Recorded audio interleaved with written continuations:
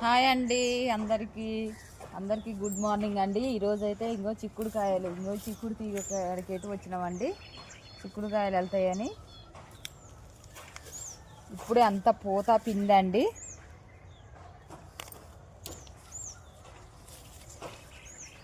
అంత పిండే, సందు లేకుండా పిండి అయితే ఉందండి.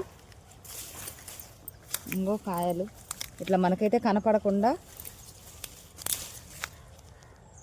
చూడండి. మనమైతే ఇంట్లో పెంచుకునే చిక్కుడుకాయలు చాలా బాగుంటాయి.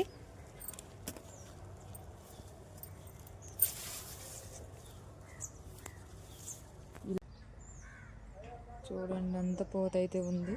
కాకపోతే మేము పొలం పనుల మీద పడి ఇక్కడికైతే రావట్లేదండి.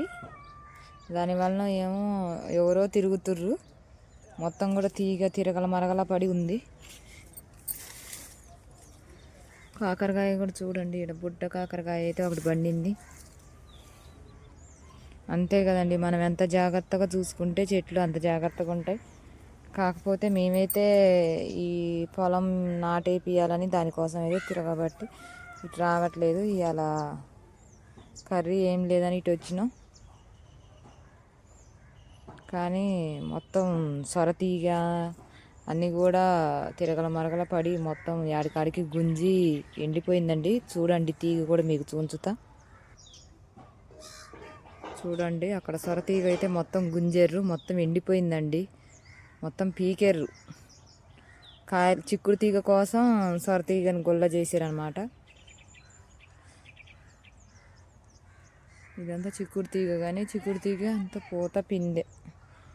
కూరకైతే వెళ్తాయి అనుకుంటున్నా.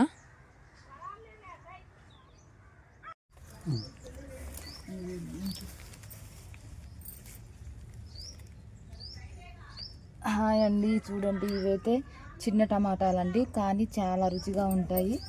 చూడండి, పండినవి బాగా.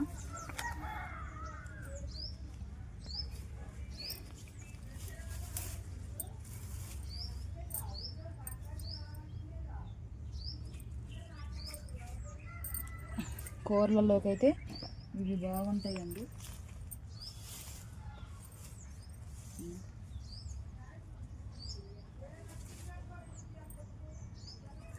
ఇందులోకి